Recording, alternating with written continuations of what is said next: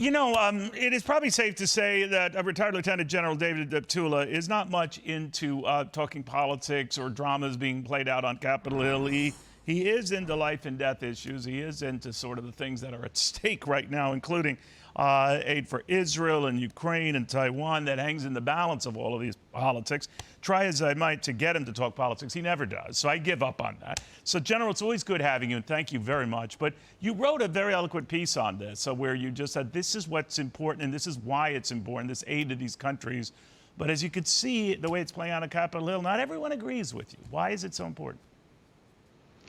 Well, Neil, first of all, I think it's important to recognize that Israel and Ukraine are both engaged in fights that are directly tied to core U.S. interests.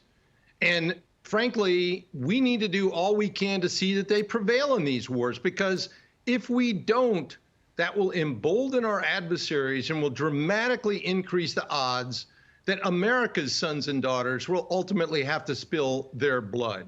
There comes a point where evil must be checked. And my concern is that, unfortunately, too many Americans don't understand that, nor is there awareness that our military has been in decline while our adversaries are growing in power.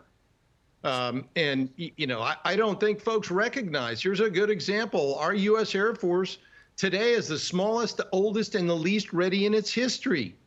Think about that. The B-52, the backbone of the free world's bomber force, just celebrated its 72nd anniversary of its first flight.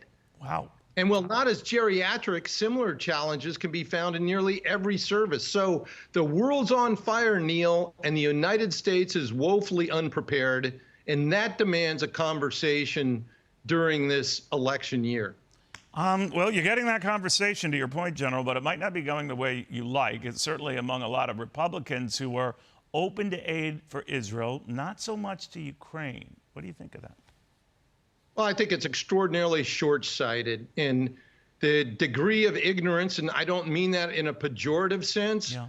I mean it in the context of an absence of knowledge of what has gone on before is appalling. Not just in Congress, but in our major universities and among their faculty.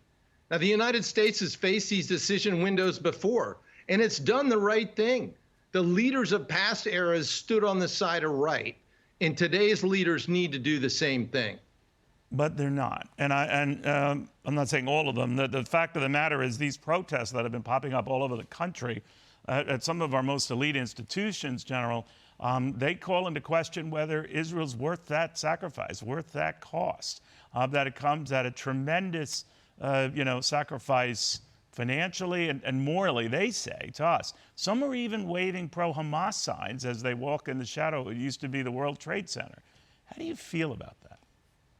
Well, as we've discussed before, these protests are not accidental nor spontaneous. They're part of a concerted set of information operations crafted by our adversaries to create friction and discontent inside the United States. Look, Iran, Russia, and China have huge malign information efforts designed to capitalize on our freedoms of speech, while at the same time, they control and suppress what's allowed to be heard and said inside their own countries. Now, these U.S. university students and faculty participating in these extreme protests, frankly, are dupes, and they're displaying gross ignorance of how they're being manipulated. And in some cases, these protests are inciting violence, and the perpetrators should be arrested and convicted as terrorists. I would remind you and our audience that the First Amendment does not protect speech that incites imminent violence or lawlessness, which some of the protesters have been engaging in. General, I want to go back to the war in Israel. I want to get your thoughts, or what has gotten to be a sort of assessment, always dangerous when that's accepted at face value, where Israel's response was tactical, precise, surgical, sent a message to Iran. Iran doesn't look like it will respond. So these two have eased their tensions. There's not going to be any more dust-ups. There might be down the road with proxies, as there has been for It's been many, many years, but that the worst is over. That's a consensus building between those two countries. I'm not talking about Israel's ongoing war with Hamas. What do you think of that? Well, Neil, I think the Israeli action this past week was a pretty well-crafted response. If we view it through a lens of deterrence, Israel successfully demonstrated its ability to defeat Iran's mass aerial assault, and that's an element of deterrence all on its own.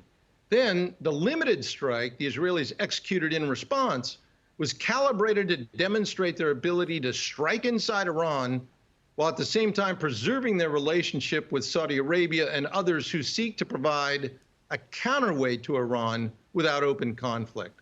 And what this course of action also did was preserve Israel's relationship with the United States, who urged restraint, and prevented a flare-up of Hezbollah on the northern border of Israel. So Israel satisfied the demands for response to Iran's attack without opening a new campaign in an already complex conflict with Iran's proxy. So I think the bottom line is Israel's stronger today and Iran's weaker, but don't think by any measure that this is the end of Iran's long war against Israel and the United States. General Deptula, thank you very much, and for your service to this country as well. Thank you. Have a great day. All right, General Deptula. I'm Steve Doocy. I'm Brian Kilmeade. And I'm Ainsley Earhart. And click here to subscribe to the Fox News YouTube page to catch our hottest interviews and most compelling analysis.